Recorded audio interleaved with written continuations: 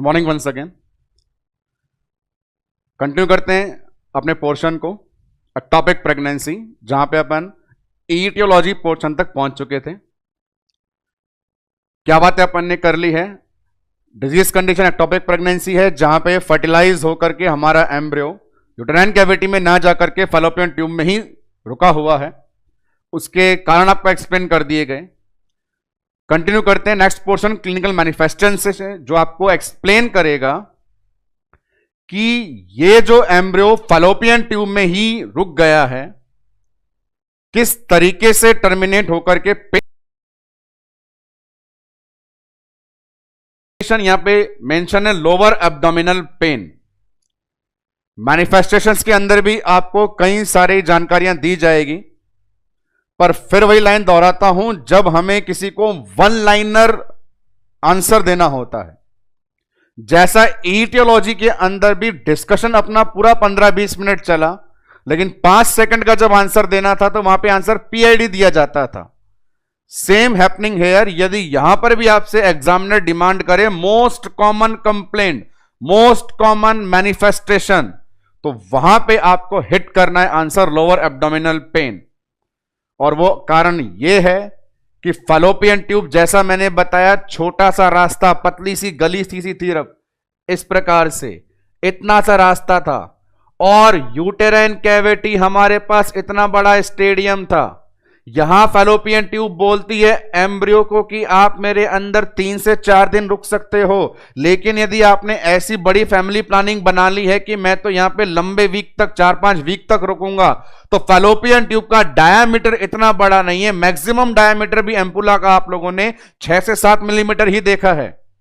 तो इतने कम डायामीटर के अंदर एम्ब्रियो डेवलप करना पॉसिबल नहीं है, इसीलिए वहां पे पेन, स्ट्रेस, स्ट्रेच स्टार्ट हो जाता है। और फीमेल को कंसिस्टेंटली, जब तक एम्ब्रियो फैलोपियन ट्यूब में रहेगा, जब तक एक्टोपिक प्रेगनेंसी चलती रहेगी, तब तक उस प्रेग्नेंट फीमेल को दर्द सताता रहेगा, lower abdominal pen. That's why इसे कहते हैं अपन मोस्ट कॉमन कंप्लेंट। बहुत सारी समस्याएं और भी होंगी, लेकिन मोस्ट कॉमन का आंसर देना हो तो दोस्तों आंसर देंगे अपन lower abdominal pain. Next one complaint, vaginal bleeding. Vaginal bleeding होने का लॉजिक आपको सुनना है। वो लॉजिक पता लगाने के बाद ही आप अपने आप को भीड़ से अलग कर पाएंगे और मेरी क्लास का मीनिंग निकल पाएगा कि कॉज विथ लॉजिक एक्सप्लेन करता है, मतलब उसके डिजीज समझ में आई है। कारण सुने बड़े ध्यान से। जैसे ही एक्टोपिक प्रेगनेंसी होती है, एम्ब्रियो फैलोपियन ट्यूब में है, बॉडी में मैसेज चला जाता है कि फीमेल प्रेग्नेंट है। प्रेग्नेंट होते ही बॉडी यूट्रस की एंडोमेट्रियम को न्यूट्रिशन देना शुरू करती है, जिससे वो डेसिडुआ में चेंज हो जाती है। यूट्रस की एंडोमेट्रियम ग्रोथ कर रही है, आकार में बड़ी हो रही है, अपने अंदर काफी सारा मटेरियल भर रही है। वो मटेरियल इसीलिए भर रही है कि पूरी बॉडी में मैसेज है कि फीमेल प्रेग्नेंट है। फीमेल प्रेग्नेंट है, एंडोमेट्रियम डेसिडुआ में चेंज होकर तैयार हो गई है। पर यहां पर क्या हुआ, ये अपने अंदर जो न्यूट्रिशन भरे जा रही है, उसे रिसीव करने के लिए एम्ब्रियो आ ही नहीं रहा। एम्ब्रियो कहां पर रुक चुका है? फैलोपियन ट्यूब में। तो इसमें न्यूट्रिशन भर जाता है और ये बड़ी हो जाती है। यहां पे अजीब विडंबना है इस बीमारी के चलते। यहां पर बच्चा है पर खाना नहीं, यहां पर खाना है पर बच्चा नहीं। बहुत किस्मत वाले होते हैं जिन्हें सारी चीजें समय पे बराबर मिल जाती है। आप और मैं किस्मत वाले, नॉर्मल मां से पैदा हो चुके हैं। पर इस कंडीशन में बच्चा है पर खाना नहीं, खाना है पर बच्चा नहीं, ऐसी कंडीशन हो जाती है। और जैसा अपन ने देखा कि एक्टोपिक प्रेगनेंसी हर हालत में टर्मिनेट होगी, एक दिन ऐसा आएगा कि बच्चा भूखा प्यासा यहां पे मर जाएगा। आई विल रिपीट, यहां बच्चा मर जाएगा, एम्ब्रियो की डेथ हो जाएगी।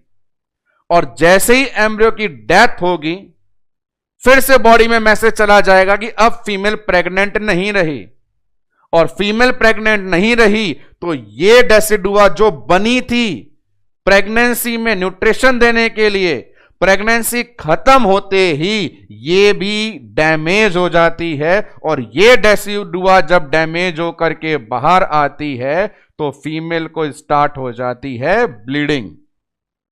तो कंप्लीट प्रोसेस क्या समझा आपने? ब्लीडिंग होने का कारण डेसिडुआ का डैमेज होना, डेसिडुआ डैमेज होने का कारण बच्चे की डेथ होना, बच्चे की डेथ होने का कारण उसका फैलोपियन ट्यूब में पाया जाना, उसका फैलोपियन ट्यूब में पाए जाने का मतलब है एक्टोपिक प्रेगनेंसी। तो एक्टोपिक प्रेगनेंसी में वेजाइनल ब्लीडिंग क्यों होती है? लैंग्वेज में देना हो तो लैंग्वेज में आंसर देना है it occur due to damage of decidua. Ectopic pregnancy में ब्लीडिंग क्यों होती है? Damage of decidua. और डेसिडुआ डैमेज कब होती है? बच्चे के मरने से पहले, मरने के बाद? मरने के बाद। तो लिखेंगे ये डैमेज क्यों हुई? Due to death of embryo.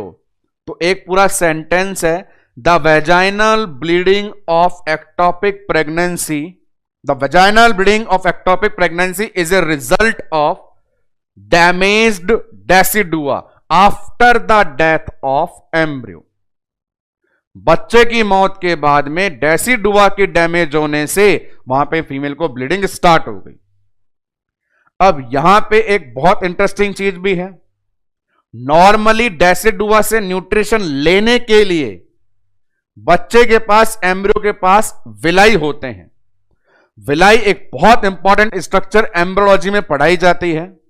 वो विलाई एम्ब्रियो के द्वारा निकाले जाते हैं जिससे वो एंडोमेट्रियम डेसिडुआ से न्यूट्रिशन लेता है। पर लॉजिक वाली बात यह है कि विलाई बच्चे निकालता है तो विलाई बच्चे के पास ही है, ये विलाई डेसिडुआ तक पहुंचे ही नहीं। तो ये एक्टोपिक में हमें दुनिया की ऐसी डेसिडुआ मिल रही है जिसके पास विलाई नहीं होते। Decidua do not contain villi, decidua do not contain villi. तो ये दो स्पेसिफिक सिम्टम आपको मैंने बताए। मोस्ट कॉमन कंप्लेंट बताना है तो lower abdominal pen, vaginal bleeding होती है पर कारण बताना है। कारण क्या है? डेसिडुआ का डैमेज होना बच्चे की डेथ के बाद। और इस डेसिडुआ में दुनिया की ऐसी डेसिडुआ है जिसमें क्या नहीं मिल रहे हैं? विलाई नहीं मिल रहे हैं। इन्हीं सिम्टम्स के अंदर एक सिम्टम ऐड करूं, नाम है क्लासिकल ट्रायड। जैसा आपको बता रहा था मैं क्वेश्चनिंग सेशन में, ट्रायड का मतलब होता है तीन का समूह। यहां पे लिखता हूं मैं क्लासिकल ट्रायड।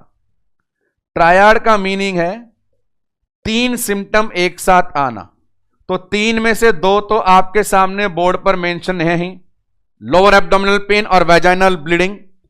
और एक्टोपिक प्रेगनेंसी जब तक चलेगी, क्योंकि फीमेल प्रेग्नेंट है, तब तक उसे क्या रहेगा? एमिनोरिया। ये बहुत कॉमन सी चीज है कि प्रेग्नेंट फीमेल को मेंस्ट्रुअल साइकिल नहीं आती है, और मेंस्ट्रुअल साइकिल का नहीं आना एमिनोरिया कहलाता है। जब तक एक्टोपिक प्रेगनेंसी सरवाइव करेगी, जब तक सरवाइव करेगी, तब तक डेसिडुआ भी डैमेज नहीं होगी। डेसिडुआ डैमेज भी कब होती है? जब प्रेगनेंसी टर्मिनेट होती है। तो जब तक प्रेगनेंसी चलेगी तब तक फीमेल को एमिनोरिया रहेगा। और इन तीनों को एक साथ कहा जाता है classical triad of ectopic pregnancy. Ectopic pregnancy के अंदर यह सिम्टम भी इंक्लूड किया जाता है, lower abdominal pen, vaginal bleeding, classical triad. Vaginal bleeding में स्पेसिफिक लाइन थी कि ऐसी डेसिडुआ जिसमें विलाई नहीं होते हैं। सिम्टम्स के अंदर कंटिन्यू करेंगे, और भी सिम्टम हमारे पास में है, मैनिफेस्टेशन और प्रॉब्लम्स भी होती हैं। देखते हैं वो प्रॉब्लम कौन कौन सी है। तो मैनिफेस्टेशंस के अंदर कंटिन्यूएशन में अगली कंडीशन ट्यूबल रप्चर साइन। यहां देखें, एक्टोपिक प्रेगनेंसी के अंदर एम्ब्रियो सरवाइव कर रहा है फैलोपियन ट्यूब के अंदर। फिर वही वाली कंडीशन जो अपन 2-3 बार एक्सप्लेन कर चुके हैं कि हमारा जो एम्ब्रियो है फैलोपियन ट्यूब में है। हालांकि फैलोपियन ट्यूब खुश नहीं है इसके यहां पर होने से, गलत जगह पर है। तो बच्चे की मौत होना निश्चित है क्योंकि वो सही जगह नहीं है। पर ये एम्ब्रियो फैलोपियन ट्यूब के अंदर पड़ा पड़ा जितने भी दिन रहता है और ग्रोथ करता है, आकार बड़ा करता है, तो फैलोपियन ट्यूब को हमेशा डर सताता रहता है रप्चर होने का। कल को ये एम्ब्रियो बड़ा बड़ा बड़ा बड़ा होता हुआ बिल्कुल एक रिजल्ट हो सकता है कि फैलोपियन ट्यूब रप्चर ही हो गई। एक ऐसी प्रेगनेंसी फीमेल को हो गई जिसके चलते उसे अपने एक ऑर्गन को लॉस करना पड़ा, और मैं इसे कहूंगा the most worse result of tubal pregnancy. Ectopic pregnancy का सबसे बड़ा गंभीर दुष्परिणाम क्या होता है कि इसके चलते महिलाओं को अपनी फैलोपियन ट्यूब से हाथ धोना पड़ जाता है। वो बच्चा बड़ा बड़ा होता होता फैलोपियन ट्यूब को रप्चर कर देता है, डैमेज कर देता है। तो रप्चर होना एक सीरियस कंडीशन है, क्योंकि शरीर, यहां अपन एक्सप्लेन करेंगे कि जब रप्चर होता है, जब इतनी बड़ी कंडीशन होती है, तो उस दौरान क्या क्या कंप्लेंट होती है। तो फर्स्ट वन कंप्लेंट अपन बात करें तो यहां पे एक्सप्लेन की जाएगी शॉक।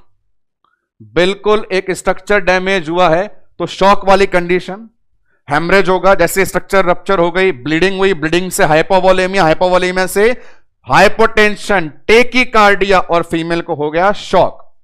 इतना ज्यादा लॉस होता है, ब्लड लॉस, कि वहां पे ब्लड ट्रांसफ्यूजन भी करना पड़ता है, मतलब हीमोग्लोबिन लेवल भी बहुत कम हो जाता है। कंप्लीट ब्लड का लॉस हुआ है। कंप्लीट ब्लड के लॉस का मतलब है ना केवल प्लाज्मा, ब्लड की सेल में भी कमी आ जाती है, आरबीसी मास भी कम हो जाता है। तो शॉक अपने आप में एक एक्सप्लेन किया जाने वाला बहुत बड़ा लेक्चर है। उस शॉक के अंदर बताया जाता है कि यहां पर भी वो सिम्टम देखने को मिलेंगे क्योंकि ट्यूब रप्चर हुई है। शॉक के अंदर पूरा ब्लड लॉस होता है, हीमोग्लोबिन भी कम होता है, ब्लड सेल भी कम हो जाती है, प्लाज्मा वॉल्यूम भी कम हो जाती है, शॉक कंडीशन होती है। इसके अलावा यहां पे एक एमएसएन वाला साइन भी आपको देखने को मिलता है। एमएसएन के अंदर पैंक्रेटाइटिस वाली कंडीशन में इन्हें बताया जाता है, और वो यहां भी टपक रहे हैं, कुलन्स साइन। यहां सिंपल सा लॉजिक है कुलन साइंस का। कुलन साइन क्या होता है? कुलन साइन एक्सप्लेन करते हैं peri umbilical discolouration.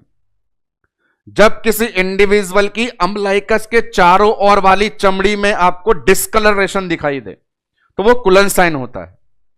Human body में अम्बलाइकस के चारों ओर की चमड़ी में डिस्कलरेशन का हो जाना, कुलन साइन। यहां क्या लॉजिक है? इसे अपन पढ़ रहे हैं रप्चर में। जैसे ट्यूब फटेगी, रप्चर होगी, ब्लीडिंग होगी, और ये ब्लीडिंग इंटरनल ब्लीडिंग होगी, और इंटरनल ब्लड जो क्लॉट होके जम जाएगा वो हमारे एब्डोमेन में अम्बलाइकस के चारों ओर उसका असर दिखाई देगा। फैलोपियन ट्यूब का फटना, अंदर खून बहना, अंदर बहे हुए खून का जमना, जमने से चमड़ी का रंग चेंज होना, और ये रंग चेंज अम्बलाइकस के चारों ओर दिखाई देना कुलन साइन होता है, जो रप्चर के बाद दिखाई देगा। यही एक और साइन देते हैं, लास्ट वन है वो अपने पास में, रेफर्ड पेन।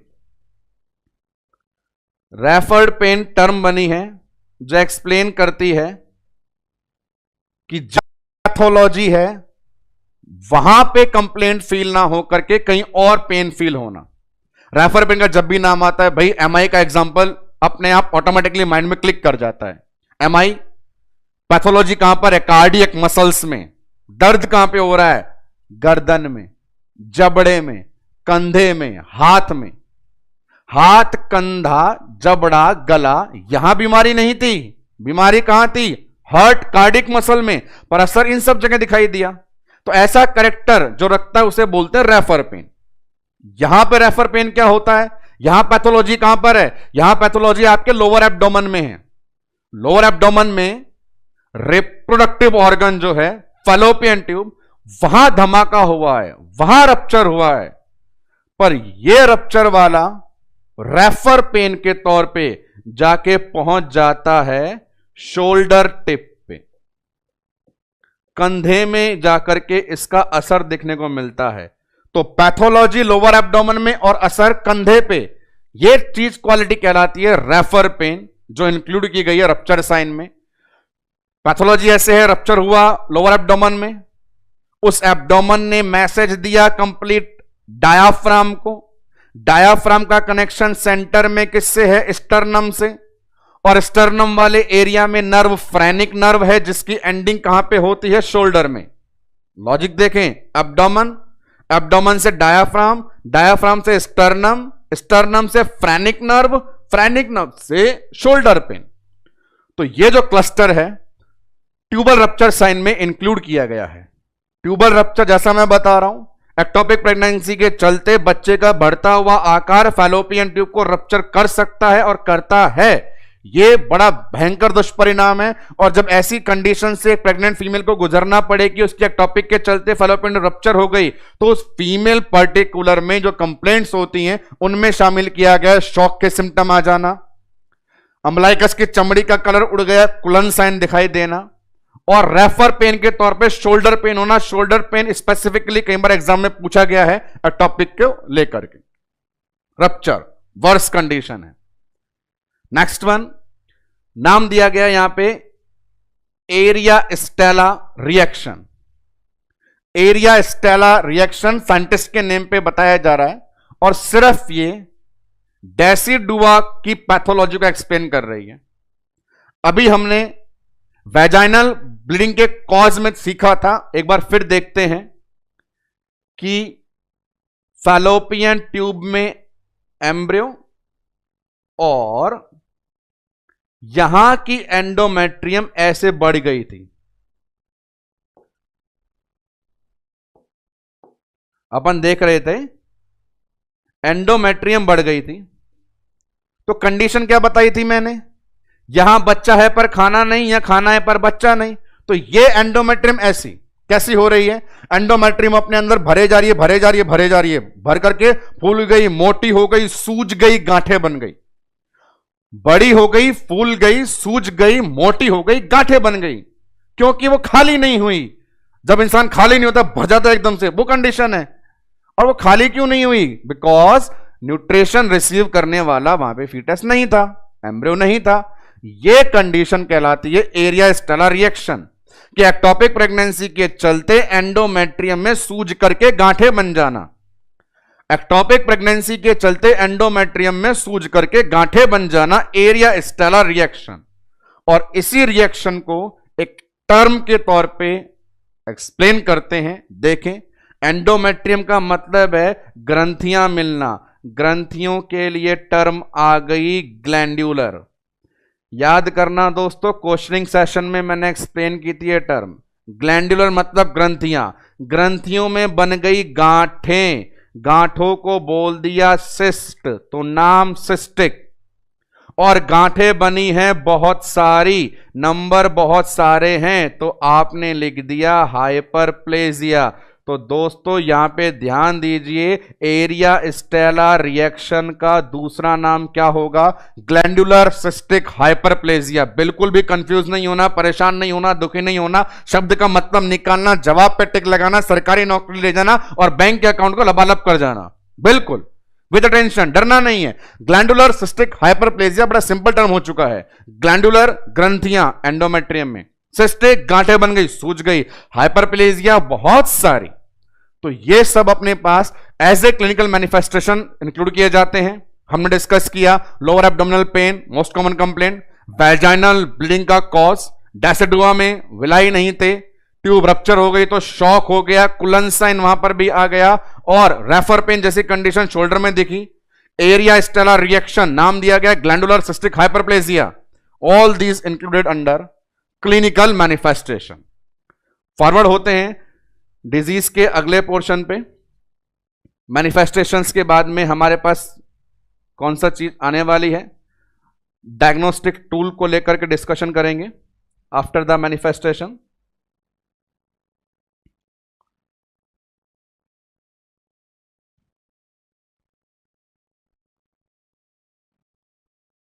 डायग्नोसिस, डिजीज को डायग्नोस करने के टूल सामने बोर्ड पे अवेलेबल हैं। उसमें यहां भी सेम चीज लॉजिक। यदि आपको पूछा जाए मोस्ट इंपॉर्टेंट, मोस्ट कॉमन या मोस्ट फेवरेबल डायग्नोस्टिक टूल कौन सा होगा, तो आइए देखते हैं। यहां पे बोर्ड में मेंशन भी है, इनका एक्सप्लेन करते हैं। बड़ा सिंपल सा लॉजिक है। जब भी किसी फीमेल को प्रेगनेंसी होती है तो कराई जाने वाली सबसे सिंपल जांच क्या होती है? Sonography, USG. और जब भी अपन बात करते हैं यूएसजी की, तो यूएसजी के दो तरीके होते हैं, एब्डोमेन से करना टीएएस, वेजाइना से करना टीवीएस। इनका लॉजिक दिया जाता है जब प्रेगनेंसी के शुरुआत के दिन चल रहे हो, अर्ली प्रेगनेंसी हो, तो अर्ली प्रेगनेंसी में की जाती है टीवीएस। तो देखो एक टॉपिक में क्या हुआ, हमने सोनोग्राफी करी, कंडीशन थी ये, हमने सोनोग्राफी करी, सोनोग्राफी टीवीएस करी, टीवीएस के अंदर कैथेटर इंट्रोड्यूस किया, लाइट जला के चांदना किया, और हम भौचक के रह गए कि मैदान तो खाली है।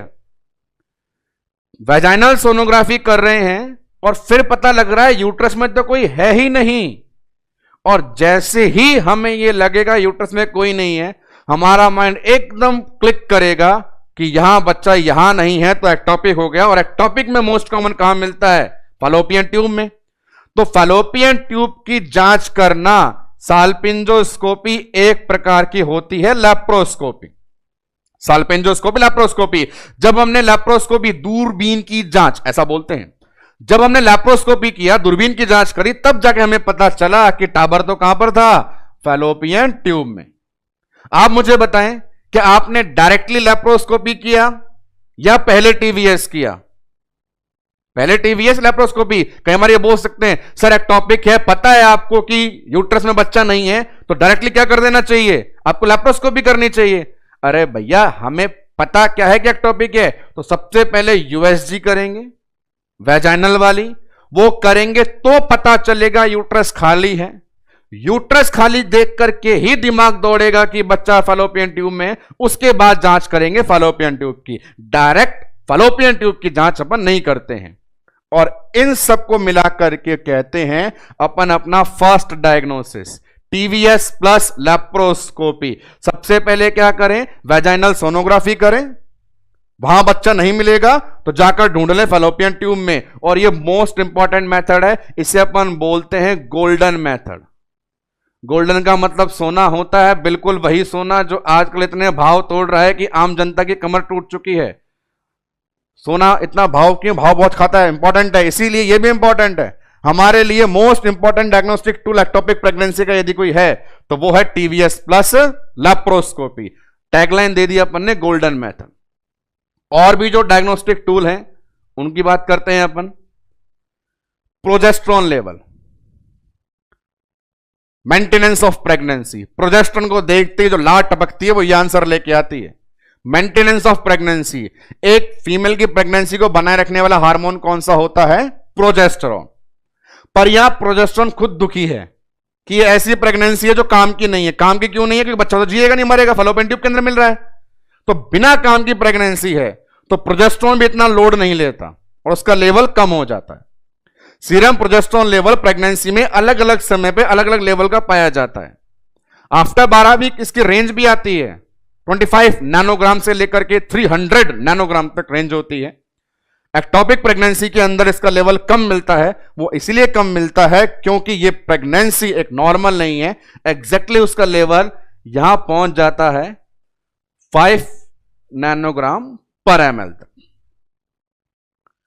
यहां डिस्कस करेंगे अपन बहुत ही इंपॉर्टेंट डायग्नोस्टिक टूल को, जो है HCG लेवल। क्वेश्चनिंग सेशन में मैंने कहा था कि एग्जामिनर को पहला सवाल बनाना है तो HCG लेवल को लेकर आना है। अब HCG लेवल को बात सुनिए, यहां बड़ी इंटरेस्टिंग कंडीशन है।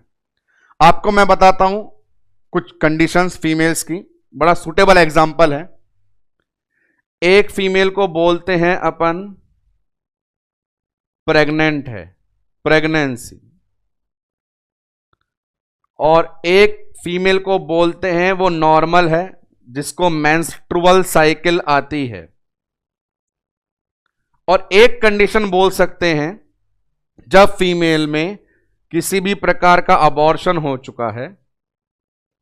अंतर क्या है तीनों में? हल्का सा अंतर है एंडोमेट्रियम को लेकर के। दिमाग खोल के रखें, बहुत इंपॉर्टेंट लॉजिक सामने आने वाला है। तीनों फीमेल में मेजर डिफरेंस क्या है? जो नॉर्मल फीमेल है उसकी एंडोमेट्रियम का साइज नॉर्मल है, और एंडोमेट्रियम का साइज नॉर्मल है मतलब सभी हार्मोन का लेवल भी कैसा रहेगा, नॉर्मल लेवल। तो एचसीजी का लेवल भी कैसा रहता है, नॉर्मल। जो फीमेल प्रेग्नेंट हैं, प्रेग्नेंट फीमेल्स के अंदर एंडोमेट्रियम का आकार बहुत बड़ा हो जाता है, डेसिडुआ बन जाती है बच्चे को न्यूट्रिशन देने के लिए। तो बड़ी बन गई मतलब हार्मोन भी ज्यादा है, तो हार्मोन का लेवल, एचसीजी का लेवल क्या हो जाएगा, हाई हो जाएगा। बात करें एक फीमेल जिसका नाम है अबॉर्शन। अबॉर्शन हो गया मतलब इस फीमेल में एंडोमेट्रियम ही नहीं है, एंडोमेट्रियम ही नहीं है मतलब हार्मोन ही नहीं है, तो हार्मोन का लेवल अपन कह सकते हैं काफी हो जाएगा लो। तो 3 कैटेगरी एचसीजी लेवल की बता रहा हूं मैं। एक्टोपिक में क्या होता है वो भी आने वाला है। एक्टोपिक का लॉजिक तभी समझ में आएगा जब हमें नॉर्मल पैटर्न समझ में आएगा कि एचसीजी का नॉर्मल पैटर्न कैसा होता है। तो नॉर्मल पैटर्न को अंडरस्टैंड करने के लिए बड़े ध्यान से मेरे इस लॉजिक को आप लोग रिसीव करें। एक फीमेल नॉर्मल है, उसकी एंडोमेट्रियम नॉर्मल है, तो एचसीजी का लेवल नॉर्मल। एक फीमेल प्रेग्नेंट है, उसकी एंडोमेट्रियम बहुत बड़ी है, तो एचसीजी का लेवल भी बहुत ज्यादा। एक फीमेल का अबॉर्शन हो गया, एंडोमेट्रियम है ही नहीं, तो हार्मोन भी है ही नहीं, लेवल क्या हो गया, लो। ये नॉर्मल सिचुएशन होती है। बात करते हैं अपन अब एक्टोपिक में क्या हुआ।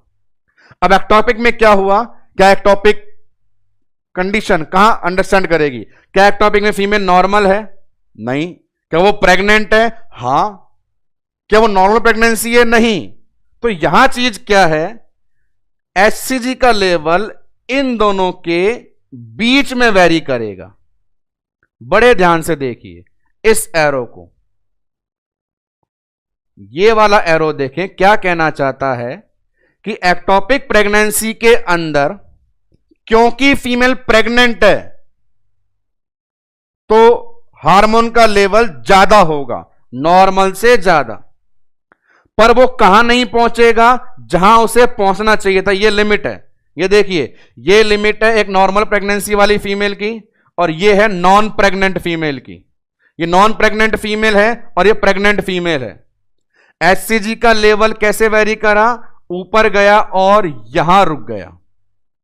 तो कंडीशन क्या हुई, एचसीजी का लेवल बढ़ा क्यों, क्योंकि प्रेग्नेंट है। एकदम टॉप पर क्यों नहीं पहुंचा, क्योंकि प्रेगनेंसी नॉर्मल नहीं है। यदि नॉर्मल प्रेगनेंसी होती तो यही एरो यहां तक पहुंच जाता।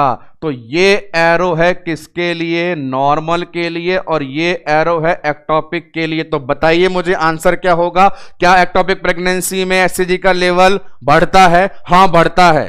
क्या वो मैक्सिमम पे पहुंचता है, नहीं पहुंचता है। क्या एचसीजी हार्मोन का लेवल बढ़ता है, हां बढ़ता है। क्या वो मैक्सिमम पे पहुंचता है, वो नहीं पहुंचता है। तो एचसीजी हार्मोन के लेवल के लिए लाइन देनी पड़ेगी, increase but not up to maximum level, increase but not up to maximum level. ये तीनों इंपॉर्टेंट डायग्नोस्टिक टूल एक्टोपिक के लिए यूज लिए जाते हैं। सवाल देखिए कैसे बनता है। नंबर 1 गोल्डन मेथड क्या है, टीवीएस प्लस लैप्रोस्कोपी। पहले लैप्रोस्कोपी करोगे या पहले टीवीएस करोगे, 100% पहले टीवीएस करेंगे। सीरम प्रोजेस्टेरोन लेवल कम हो गया है, और लास्ट 1 क्वेश्चन आता है एचसीजी के लेवल से। एचसीजी का लेवल क्या बताएंगे, बढ़ता है पर मैक्सिमम लेवल पे नहीं पहुंचता, क्योंकि प्रेगनेंसी भी नॉर्मल नहीं है। ये थे अपने डायग्नोस्टिक टूल, जिन्हें अंडरस्टैंड करने के बाद लास्ट पोर्शन पे चलते हैं अपन अपने लेक्चर के, जो डील करेगा मैनेजमेंट पोर्शन। अब मैनेजमेंट पोर्शन क्या न्यूज लेके आया हमारे लिए, ये देखें। एक्टोपिक प्रेगनेंसी का मैनेजमेंट, सामने जो चार्ट अवेलेबल है आप उसे देखें। मैनेजमेंट को थोड़ा इजी बनाने के लिए मैंने ये अरेंज किया है पैटर्न। इस पैटर्न को सुने समझे क्या कंडीशन है। एक्टोपिक प्रेगनेंसी को मैनेज करने के 2 मेथड, मेडिकल मेथड और सर्जिकल मेथड। मेजर हेडिंग वही दी है, ये medical method, surgical method. Medical method का मतलब है गोली दवाई इंजेक्शन से काम हो जाएगा, गोली दवाई इंजेक्शन से काम हो जाएगा। सर्जिकल का मतलब है ऑपरेशन करना पड़ेगा। अब मेडिकल और सर्जिकल जो मेथड हैं उनके अल्टरनेट नाम दिए गए हैं। अल्टरनेट नाम से आपके एमसीक्यू बनेंगे और एमसीक्यू जो बनेगा वो सिर्फ मैनेजमेंट पूछेगा। क्या मतलब? अल्टरनेट नाम जो मैंने एग्जांपल के लिए लिख दिया, अनरप्चर, माइल्ड या क्रोनिक। आपके पास सवाल बना, यदि क्रोनिक एक्टोपिक है तो क्या करोगे, माइल्ड एक्टोपिक है तो क्या करोगे, अनरप्चर एक्टोपिक है तो क्या करोगे, और क्या करोगे में दो ऑप्शन देगा वो आपको, गोली खिलाओगे कि ऑपरेशन करोगे। जवाब गोली खिलाएंगे। यदि आपके क्वेश्चन ने बोल दिया कि फैलोपियन ट्यूब रप्चर हो गई है, क्या करोगे, एक्यूट कंडीशन है क्या करोगे, सीवियर कंडीशन है क्या करोगे, गोली खिलाओगे कि ऑपरेशन करोगे, आंसर ऑपरेशन करेंगे।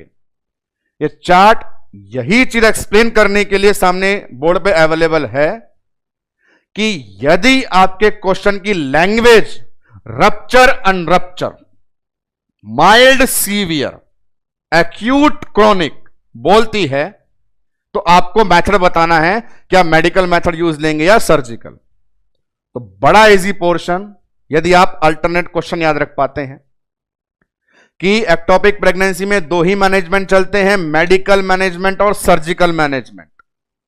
मेडिकल कब करेंगे, जब तीन कंडीशन हो। कौन कौन सी? अनरप्चर, माइल्ड और क्रोनिक। सर्जिकल मैनेजमेंट कब करेंगे, जब तीन कंडीशन हो। कौन कौन सी? Rupture, acute, severe. और बड़ा सिंपल भी है, आइए देखते हैं। 100% यदि रप्चर हो गया, फट गया, तो जाकर के सिलना पड़ेगा। यदि फैलोपियन ट्यूब फट गई, अंदर खून बह रहा है, तो ऑपरेशन करके टांके लगाने पड़ेंगे, इसीलिए सर्जरी। और यह धमाका होना, फट जाना बड़ी खतरनाक कंडीशन होती है, इसलिए इसे बोलते हैं सीवियर। सेम यदि अनरप्चर है, अनरप्चर मतलब एम्ब्रियो ने फैलोपियन ट्यूब को फाड़ा नहीं है, फाड़ा नहीं है मतलब शॉक वाली कोई कंडीशन नहीं है, शॉक वॉक नहीं है, तो कंडीशन कैसी हो गई, माइल्ड हो गई। कौन सी कंडीशन को तुरंत देखना पड़ेगा, रप्चर वाली को। कौन सी वाली को आराम से ना पड़ेगा, अनरप्चर वाली को। और इसी बेस पे बताया गया, हर सीवियर को एक्यूट कहते हैं, हर माइल्ड को क्रोनिक कहते हैं। दोस्तों 6 एमसीक्यू वन लाइनर डायरेक्ट बनते हैं, नाम सुन लीजिए।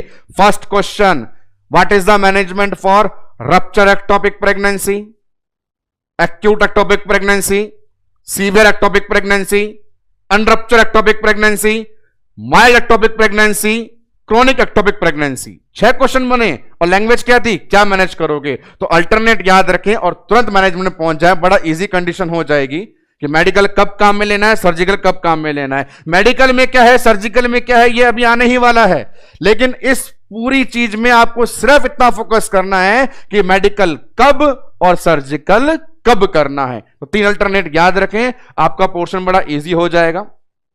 अब देख लेते हैं ये कब कब करने होते हैं, तो मैं बता देता हूं आपको।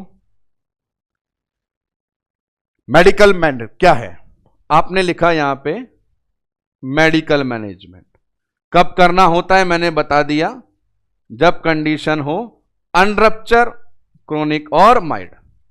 तो मेडिकल मैनेजमेंट अपन कर रहे थे, रप्चर नहीं था। रप्चर नहीं था मतलब एम्ब्रियो फैलोपियन ट्यूब के अंदर ही है। रप्चर नहीं था, अपन ने सोनोग्राफी करी, फैलोपियन ट्यूब की जांच करी, बच्चे को पड़ा हुआ देखा, आहा मजा आ गया, अभी इसने फैलोपियन ट्यूब रप्चर नहीं किया तो करवाने का इंतजार नहीं करना है।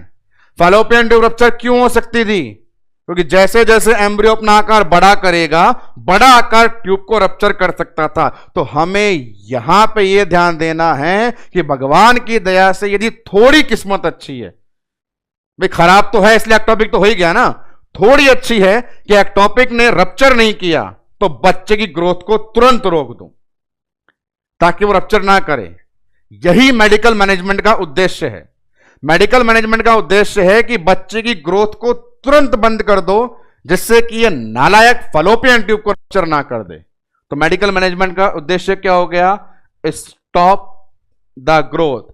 आपसे पूछ ले कि ये दवाई खिला रहे हैं, क्यों खिला रहे हैं? पैरासिटामोल खिला रहे हैं, क्यों खिला रहे हैं? बुखार उतारने के लिए। अंडास्टन क्यों खिला रहे हैं? उल्टियां रोकने के लिए। तो यहां पर भी बोलेगा मेडिकल मैनेजमेंट क्यों कर रहे हैं? ग्रोथ रोकने के लिए। अब उसके लिए ड्रग ऑफ चॉइस बताई जाती है methotrexate. What is the drug of choice? Methotrexate. ठीक है साहब। आते हैं अपन इस वाली कंडीशन पे जहां आप लोगों ने देखा सर्जिकल मैनेजमेंट। सर्जिकल मैनेजमेंट कब करते थे? 3 कंडीशन थी, या तो रप्चर हो चुकी हो, या सीवियर का नाम आ जाए, या एक्यूट लिखा हुआ आ जाए। Surgical management. सर्जिकल मैनेजमेंट में क्या करते हैं? सर्जरी करते हैं। सर्जरी कौन सी करते हैं? सर्जरी के अंदर फैलोपियन ट्यूब को हटाएंगे, क्योंकि फटी भी कौन है? यही फटी है। फैलोपियन ट्यूब को हटाना, रिमूव करना क्या कहलाएगा? साल्पिंजेक्टमी। साल्पिंजेक्टमी। अब देखिए, यदि एक्टोपिक प्रेगनेंसी के चलते फैलोपियन ट्यूब पूरी फट गई तो पूरी हटानी पड़ेगी, या सिर्फ कोई पार्ट डैमेज हुआ है तो पार्ट हटाना पड़ेगा। इस बेस पे 2 नाम आते हैं। एक नाम आता है लीनियर साल्पिंजेक्टमी और एक आता है रेडिकल साल्पिंजेक्टमी। यदि कंप्लीट रिमूवल है तो रेडिकल, और स्मॉल पार्ट रिमूवल है तो लीनियर। ये कंडीशन तो मैनेजमेंट पोर्शन में डिस्कस कर रहे हैं अपन। सामने आपको कुछ चीजें लिखी हुई है, इनको देखना है। मेडिकल करना कब है, सर्जिकल करना कब है, पहले तो वो कंफर्म हो जाए। मेडिकल करते हैं तो दवाई देंगे, दवाई का नाम क्या होगा? मीथोट्रेक्सेट। मीथोट्रेक्सेट दवा देने का पर्पस क्या होगा? कि बच्चे की ग्रोथ तुरंत रुक जाए, जिससे रप्चर होने के चांस खत्म हो जाए। सर्जिकल मैनेजमेंट का मतलब यह है कि आफत आ गई है, ट्यूब फट गई है, ट्यूब फट गई है, शॉक हो गया है, महिला मरने वाली है, ऑपरेशन करें, तुरंत प्रभाव से खराब चीज को बाहर निकाले, टांके लगाएं। ऑपरेशन का नाम साल्पिंजेक्टमी। पूरी ट्यूब फट गई, हटा दो, रेडिकल। छोटा पार्ट हटाना है तो लीनियर। अब आपको मैं पूछूं कि कौन सी कंडीशन ऐसी थी जो भयानक थी, एक्यूट थी, सीवियर थी, डर वाली थी, जिंदगी मौत वाली थी? तो वो हमारे पास केस कौन सा था? रप्चर। Surgical management. तो सर्जिकल मैनेजमेंट अपन तब करते हैं जब कंडीशन सीवियर हो। सीवियर का मतलब फीमेल को शॉक तक भी हुआ था, तो operation is a definitive treatment. पर जब तक ऑपरेशन नहीं हो जाता तब तक तो जान बचाओ, और तब तक का जान बचाने का मतलब है रिससिटेटिव मैनेजमेंट। एक फीमेल जो भर्ती है ट्यूब फटने से, आपको जाकर के ऑपरेशन तो करना ही है, पर ऐसा नहीं है कि तुरंत ऑपरेशन करना है। जब तक ऑपरेशन ना हो कम से कम रिससिटेटिव मतलब आईवी फ्लूइड ट्रांसफ्यूजन, तुरंत प्रकार से ब्लड ट्रांसफ्यूजन, पेशेंट डिस्निक हो जाए तो ऑक्सीजन सपोर्ट। तो ये जो चीजें हैं ये लाइफ बेसिक सपोर्ट होते हैं कि ट्यूब रप्चर वाली आई, पेशेंट को ओटी में लेना है, ऑपरेशन करना है, पर वहां तक पहुंचते पहुंचते आपको मेडिकेट लगा देना है, लाइन लगा देनी है, फ्लूइड लगा देना है, ऑपरेशन होने वाला है, ब्लड का अरेंज करवाना है। ये प्राइमरी रेस्पॉन्सिबिलिटी होती है। तो सर्जिकल मैनेजमेंट आपसे पूछा जाए कि डेफिनेटिव सर्जिकल मैनेजमेंट क्या है, तो साल्पिंजेक्टमी। पर प्रायोरिटी लेवल मैनेजमेंट क्या है? प्रायोरिटी का मतलब होता है ऑपरेशन से पहले भी कुछ करोगे क्या? हाँ बिल्कुल करेंगे, जान बचाएंगे। किससे? IVO2 और BT से। तो यह जानने के बाद बनने वाले कुछ MCQ ऐसे बता सकते हैं, जैसे आपको बोलूं मैं, एक कंडीशन है एक्यूट एक्टोपिक प्रेगनेंसी, आप वहां मीथोट्रेक्सेट देंगे या नहीं? एक कंडीशन है एक्यूट एक्टोपिक प्रेगनेंसी, मीथोट्रेक्सेट देंगे या नहीं? तो जवाब होगा नहीं, क्योंकि एक्यूट का मतलब है रप्चर, और जब रप्चर ही हो गई तो ग्रोथ किसकी रोकोगे? बच्चा तो है ही नहीं। इसी प्रकार सवाल आ जाए, एक कंडीशन है अनरप्चर ट्यूबल प्रेगनेंसी, क्या वहां पे साल्पिंजेक्टमी करेंगे? भाई अनरप्चर कंडीशन है, ट्यूब फटे ही नहीं तो उसको काटने नहीं जाएंगे। सवाल एक नहीं 6 प्रकार से आपसे बन सकते हैं कि किस कंडीशन में क्या करोगे। सवाल बना सर्जिकल मैनेजमेंट में प्रायोरिटी इंटरवेंशन क्या होता है, तो प्रायोरिटी इंटरवेंशन आप साल्पिंजेक्टमी बोलोगे या आईवी फ्लूइड बोलोगे? तो प्रायोरिटी पूछा है तो आईवी फ्लूइड, डेफिनेटिव बोले तो साल्पिंजेक्टमी। यहां पे एक आइडिया और है, लगभग देखा गया है कि जब एम्ब्रियो का आकार 4 सेंटीमीटर से ऊपर चला जाता है तो ट्यूब फट जाती है। यदि एम्ब्रियो का आकार 4 सेंटीमीटर से कम ही है, 1 है, 2 है, 3 है, तो ट्यूब रप्चर नहीं होती है। भाई जब ट्यूब रप्चर ही हो जाएगी तो आप पता नहीं लगा सकते आकार कितना था, वहां मान सकते हैं कि आकार 4 सेंटीमीटर से ज्यादा रहा होगा। बच्चा जो फैलोपियन ट्यूब में था उसका आकार 4 सेंटीमीटर से ज्यादा रहा होगा, इसीलिए ट्यूब फट गई। और यदि आपको बच्चा दिखाई देता है फैलोपियन ट्यूब में, मतलब 100% उसका आकार 4 से कम रहा होगा। तो ये सारा डिस्कशन मैनेजमेंट पर पहुंचने के बाद एक्टॉपिक के लेक्चर को लगभग कंप्लीट करता है। पूरे लेक्चर को आप समराइज वे में सुन भी सकते हैं, समझ भी सकते हैं क्या क्या देखा आप लोगों ने। सारी स्लाइड्स आपके पास अवेलेबल भी हैं जो पढ़ाया गया। सबसे पहले आप लोगों से क्वेश्चनिंग सेशन करवाया गया था, वो दोबारा करवाया जाएगा। पर आपने डिजीज पोर्शन में क्या पढ़ा? हमने सबसे पहले फैलोपियन ट्यूब की एनाटॉमी देखी थी। याद कीजिए अपन ने क्या क्या पोर्शन डिस्कस किया, उसी का क्विक रिवीजन सामने अपन स्टार्ट कर रहे हैं। हमने सबसे पहले फैलोपियन ट्यूब की एनाटॉमी देखी थी। एनाटॉमी के अंदर अपन ने फोकस करवाया था फैलोपियन ट्यूब के 4 पार्ट को, जिनको जानने के बाद अपन पता लगा पाए थे अंदर से बाहर की तरफ, बाहर से अंदर की तरफ। इतना ही नहीं, यहां पे डायमीटर बताए थे, डायमीटर देख के अपन बता पाए थे कौन सा सबसे नैरो है, कौन सा सबसे वाइड है। और उसी इंट्रो के अंदर अपन आपको एक्सप्लेन किया था कि मोस्ट कॉमन जगह मैक्सिमम परसेंटेज वाली कौन सी है और भाग्यशाली वाली जगह कौन सी है। मोस्ट कॉमन वाली जगह एम्पुल आती है और सबसे भाग्यशाली कौन सी होती है? जो न्यूट्रिशन के पास होती है। न्यूट्रिशन के पास कौन सा होता है? Interstitial.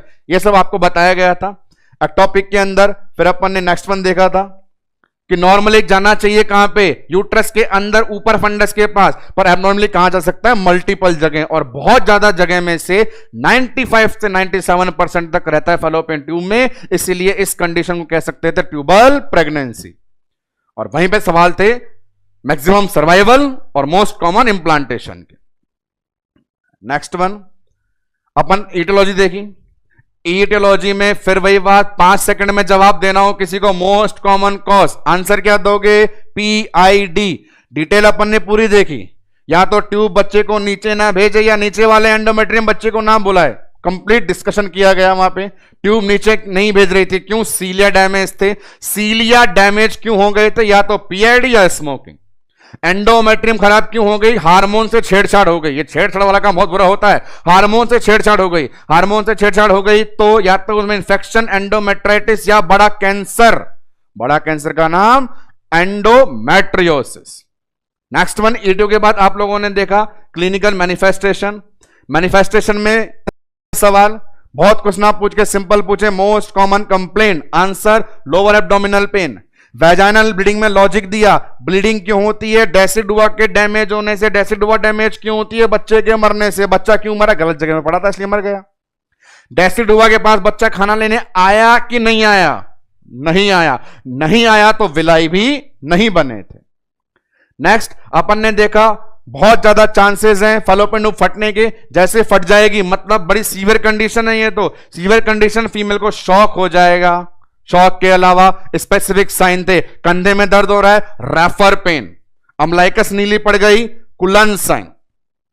Area Stella, Arias Stella बताती है कि क्या हालत होती है डेसिडुआ की एंडोमेट्रियम की एक्टॉपिक में। फूल गई, सूज गई, मोटी हो गई, गांठें पड़ गई, क्योंकि उसके अंदर भरा हुआ है और लेने वाला कोई आया नहीं। नाम दिया था glandular cystic hyperplasia. Move forward, आगे बढ़े। डायग्नोस्टिक मेथड देखे अपन ने अभी। सबसे पहले क्या करोगे? सोनोग्राफी कौन सी वाली? वेजाइना वाली। बच्चा मिलेगा? नहीं मिलेगा। नहीं मिला मतलब कहां गया? कहां गया? फैलोपियन ट्यूब में गया। उसको देखने के लिए laparoscopy. Golden method, progesterone hormone level कम हो गया था। एचसीजी के लिए एक्सप्लेन बहुत किया आपको, एचसीजी के लिए कि नॉर्मल क्या होता है, अबॉर्शन में क्या होता है, प्रेग्नेंट में क्या होता है। सवाल बनेगा एक्टॉपिक में क्या होता है। एक्टॉपिक में याद कीजिए वो एरो। जब भी एक्टॉपिक में एचसीजी का लेवल पूछे, मेरा बनाया हुआ एरो याद आना चाहिए। वो एरो ऊपर गया था क्या? हां। मैक्सिमम तक गया था क्या? नहीं। मतलब एचसीजी का लेवल बढ़ता है, पर जितना बढ़ना चाहिए उतना नहीं बढ़ता। डायग्नोसिस के बाद लास्ट में अपन ने मैनेजमेंट किया। मैनेजमेंट में सबसे पहले फोकस करना है, मैनेजमेंट दो ही है, मेडिकल और सर्जिकल। मेडिकल सर्जिकल 3 टर्म याद रखनी है हमेशा। यदि आपके पास केस है रप्चर का, वो कंडीशन सीवियर है और एक्यूट है, मैनेजमेंट सर्जिकल। यदि केस है किस्मत अच्छी है अनरप्चर का, वो कंडीशन माइल्ड है क्रोनिक है, दोनों में चेंज हो जाएगा। Unruptured mild chronic is equal to medical management, rupture acute severe is equal to surgical management. फिर अपन ने मैनेजमेंट में देखा, मेडिकल में दवा, सर्जरी में ऑपरेशन। दवा का नाम मीथोट्रेक्सेट और सर्जरी में ऑपरेशन का नाम साल्पिंजेक्टमी, पर ऑपरेशन से पहले आप वहां पे क्या करते हैं, resuscitative management. So this is the all summary of our lecture ectopic pregnancy, जो इन 2 लेक्चर में इंक्लूड किया गया। और भी डिटेल आगे जाते हैं तो पैथोलॉजिकल पोर्शन होते हैं जो आपको रेगुलर कंटिन्यूएशन क्लासेस वाले में बताए जाएंगे। फिलहाल अपन वापस आते हैं तुरंत अपने उन सभी क्वेश्चन की प्रैक्टिसेस पे जो आपको लेक्चर स्टार्टिंग से पहले दी गई थी। और अब उम्मीद करूंगा कि सिर्फ 5-5 सेकंड का वेटेज लेते हुए आप धमाकेदार तरीके से इन सभी सवालों के जवाब बिल्कुल एग्जैक्ट दे देंगे, क्योंकि आपने कंप्लीट लेक्चर डिस्कस कर लिया है। स्टार्ट करते हैं फर्स्ट क्वेश्चन से। पहला क्वेश्चन एनाटॉमी से बताया गया था, मीडियल से लेटरल अरेंज करना है, अंदर से बाहर। तो सबसे अंदर कौन था, इंटरस्टिशियल। उसके बाद कौन था, इस्थमस। उसके बाद कौन था, एम्पुला। लास्ट में कौन था, इनफंडिबुलम। तो बिल्कुल अपने पास आंसर इसका जाना चाहिए A B C D. First one answer अपने पास जाएगा ए बी सी डी, उसी पैटर्न में अरेंज है, देख लीजिए। A B C D, interstitial, isthmus, ampulla, infundibulum, this is the right answer. D C B करते, डी से शुरुआत करते तो डी सबसे बाहर है, इनफंडिबुलम लेटरल मोस्ट है। यहां पे ए से शुरुआत करी, सही रहा, पर सी बीच में आ गया।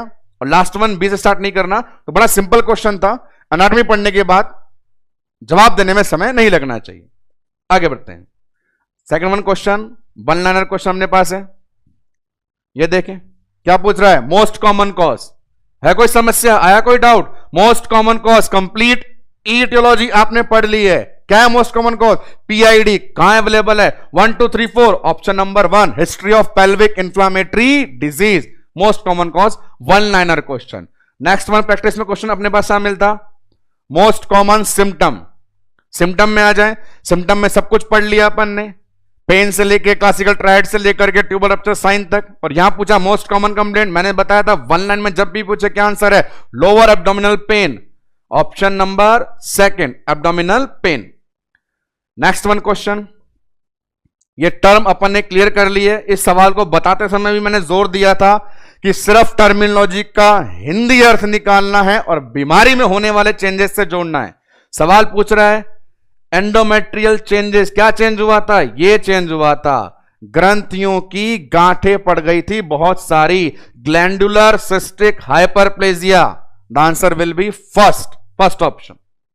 ये सारे क्वेश्चन आपको लेक्चर स्टार्टिंग से पहले मीनिंग एक्सप्लेन करके बताए गए थे, और अब अपन क्विक वे में आगे इसलिए बढ़ रहे हैं क्योंकि सब चीज हमारे दिमाग में सेट है। तो बिना टाइम वेस्ट के धड़ाधड़ जवाब देते रहिए। नेक्स्ट वन ये आ जाए। सवाल क्या पूछा था इसने, सवाल इसने ये पूछा था कि कौन से ऐसे साइन का सिम्टम का ग्रुप है जो बताएगा ट्यूब फट गई है। तो ट्यूबल रप्चर साइन जब होता है तो क्या चीज है, आइए देखें। नंबर 1, जहां थोड़ा समय लें, नंबर 1 ऑप्शन सही है कि रप्चर हो गई तो वेजाइनल ब्लीडिंग बहुत ज्यादा होगी, पर नंबर 2 ऑप्शन बेहतरीन है। एक होता है सही, एक बेहतरीन, एक राइट और एक best, and we have to be the best, हमें बेस्ट ही होना है। ऑप्शन नंबर 2 ने जबरदस्त स्पेसिफाई किया है कि ब्लड सेल और हीमोग्लोबिन तक में कमी आना, शॉक की कंडीशन देखनी थी, अमाउंट ऑफ वेजाइनल ब्लीडिंग। इसने ऐसा भी नहीं लिखा एक्सेसिव अमाउंट ऑफ ब्लीडिंग, सिर्फ अमाउंट लिखा है। ठीक हो सकता है, पर बेस्ट आंसर क्या है, ऑप्शन नंबर 2, क्योंकि वो शॉक की डेफिनेशन को पूरा एक्सप्लेन कर रहा है। मैंने कहा था ट्यूबल रप्चर के अंदर पहला साइन शॉक होता है, शॉक में ना केवल प्लाज्मा, ब्लड सेल का भी लॉस हुआ है, हीमोग्लोबिन का भी लॉस हुआ है, सब चीजें लॉस हुई है। तो इस क्वेश्चन के अंदर सेकंड ऑप्शन आपको वेटेज से देना है, जिसने हीमोग्लोबिन और हेमाटोक्रिट वैल्यूज को भी कम बताया है। नेक्स्ट वन, ये अपना डायग्नोसिस से था, जहां पर 4 लाइनें बोल रही थी कि बीमारी पहचानो और लास्ट लाइन बोल रही थी जांच करो। 5 लाइन से बीमारी पहचान ली थी, एक्टोपिक, एक्टोपिक का पूछा डायग्नोसिस, डायग्नोसिस पढ़े अपन ने 3, टीवीएस, लेप्रोस्कोपी, प्रोजेस्टेरोन, एचसीजी, और वहां मैंने बताया था गोल्डन मेथड सबसे पहले क्या यूज करेंगे, आंसर बड़ा इजी है, ऑप्शन नंबर 3। हार्मोन जांच करते हैं, सही है, खून की जांच करते हैं, सही है, सोनोग्राफी करते हैं, सही है, पर सोनोग्राफी में कौन सी वाली करते हैं, स्पेसिफाई कर रहा है, सी, तो answer TVS plus laparoscopy. Next one, HCG का लेवल, ये फेवरेट वन क्वेश्चन। एचसीजी का लेवल क्या देखा अपन ने, तो बताइए बढ़ा या नहीं बढ़ा, बढ़ा, जितना बढ़ना चाहिए उतना बढ़ा, नहीं बढ़ा। क्या बोल रहे थे, पहला ऑप्शन बोल रहा था ज्यादा बढ़ जाता है, दूसरा बोल रहा था नॉर्मल रहता है, तीसरा बोलता है बढ़ता है पर कम बढ़ता है, तो answer will be option number C. देख लीजिए सामने इसको एक बार, ऑप्शन नंबर सी ही एकदम एग्जैक्ट आंसर है जो बोल रहा है, बढ़ा बढ़ा एचसीजी का लेवल। नेक्स्ट वन, चलिए क्या क्वेश्चन था, रप्चर मैनेजमेंट पे आ जाओ। रप्चर का मतलब रप्चर एक्यूट सीवियर, मीनिंग हो गया सर्जिकल मैनेजमेंट, तो 100% सर्जरी को ढूंढिए। ऑप्शन नंबर ए में सर्जरी नहीं है, ऑप्शन नंबर 2 में सर्जरी नहीं है, 3 में सर्जरी नहीं है, सर्जरी कहां है, नंबर 4 में, सर्जरी का नाम भी लिखा हुआ है साल्पिंजेक्टमी। हमने पढ़ लिया रप्चर में कौन सा मैनेजमेंट, सर्जिकल, तो दिमाग लगाना ही नहीं है, 3 ऑप्शन में सर्जरी थी नहीं, बड़ा simple answer option number 4 exploratory laparotomy and salpingectomy. Next one, methotrexate, methotrexate बोला है मतलब कौन सा मैनेजमेंट, मेडिकल मैनेजमेंट। अब देखते हैं कब नहीं करते हैं, एचसीजी का लेवल कम होता है तो कोई रिलेशन नहीं, फीटल हार्ट ठीक है, हिमोपैटम सेक, यहां गौर करना है वो देखो कि हम मीथोट्रेक्सेट को मेडिकल मैनेजमेंट बोलते हैं और वो तब यूज नहीं लेंगे जब रप्चर हो गया हो। ऑप्शन नंबर सी हिमोपेरिटोनियम बोलता है कि पेरिटोनियम में ब्लड भर गया, पेरिटोनियम में ब्लड भर गया मतलब ट्यूब रप्चर हो गई, और ट्यूब रप्चर हो गई तो वहां पे अपन मीथोट्रेक्सेट का कोई काम इस्तेमाल नहीं करते। ऑप्शन नंबर 1 हार्मोन के लेवल को बता रहा है, ऐसा तो एक्टोपिक में होता ही है, काम में ले लो।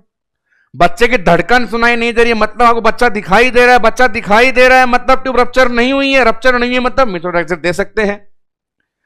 गैस्ट्रेशनल सैक 3 से कम, हमने तो यह पढ़ा है 4 से कम बच्चा छोटा मतलब ट्यूब नहीं फटी है, तो 1, 2 और 4 बोल रहे हैं कि अनरप्चर केस है, तो वहां तो मीथोट्रेक्सेट देते हैं, पर ऑप्शन नंबर 3 बोल रहा है कि ट्यूब रप्चर है, ब्लड कलेक्ट है, वहां पे अपन ड्रग नहीं देते हैं, तो आंसर हिमोपेरिटोनियम।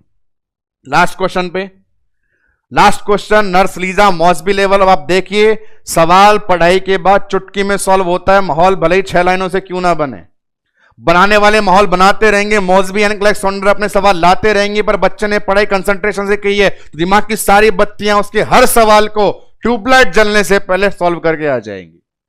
तो इस पूरे क्वेश्चन के अंदर प्रायोरिटी इंटरवेंशन पूछा था, और केस कौन सा था, ये लिखा हुआ केस एक्यूट, एक्यूट याद होना चाहिए, मैंने बता दिया एक्यूट कौन से में जाता है, रप्चर अनरप्चर में, रप्चर में, और मैनेजमेंट कौन सा करते हैं, सर्जिकल। सर्जिकल में क्या सीखा, डेफिनेटिव मैनेजमेंट और प्रायोरिटी मैनेजमेंट। डेफिनेटिव मैनेजमेंट का नाम ऑपरेशन और प्रायोरिटी का नाम क्या होता है, रिससिटेशन। तो यहां पे क्या था, सबसे पहला इंटरवेंशन बनता है ऑप्शन नंबर 3 आईवी फ्लूइड देना। सोनोग्राफी की जरूरत नहीं है, शॉक के सिम्टम से पता चल रहा है रप्चर हो गई है, ओटी तैयार कर लो, बिल्कुल सही है, डेफिनेटिव मैनेजमेंट करना है। मीथोट्रेक्सेट देना ही नहीं है क्योंकि मेडिकल मैनेजमेंट नहीं करना, लेकिन प्रायोरिटी करना था, तो क्या एडमिनिस्टर करना है आईवी फ्लूइड। तो ये सारे वो 10 प्रैक्टिस क्वेश्चंस जो लेक्चर स्टार्टिंग से पहले आपसे पूछे गए थे, आफ्टर दैट लेक्चर डिस्कशन, और अब वापस उसी मोड़ पे आके सभी क्वेश्चंस के आंसर हम देने में कैपेबल हो पाए हैं। ये एक्टोपिक प्रेगनेंसी एक इंपॉर्टेंट डिसऑर्डर था अपना ऑब्स्टेट्रिकल गायनिक पोर्शन से। रेगुलर क्लासेस के अंदर बहुत सारी और भी जानकारियां आपको प्रोवाइड कराई जाएगी। उम्मीद है लेक्चर में इंक्लूड किए क्वेश्चंस और कंटेंट से आपके नॉलेज में थोड़ा इंक्रीजमेंट हुआ हो अट्रैक्टिव वे में। बाकी तो सरस्वती मां का आशीर्वाद और 10 साल से आप जैसे बहुत सारे साथियों का साथ है जो बिल्कुल हमें तैयार करता है आपको मैदान में भेजने के लिए। तो लेक्चर में इतना ही। धन्यवाद।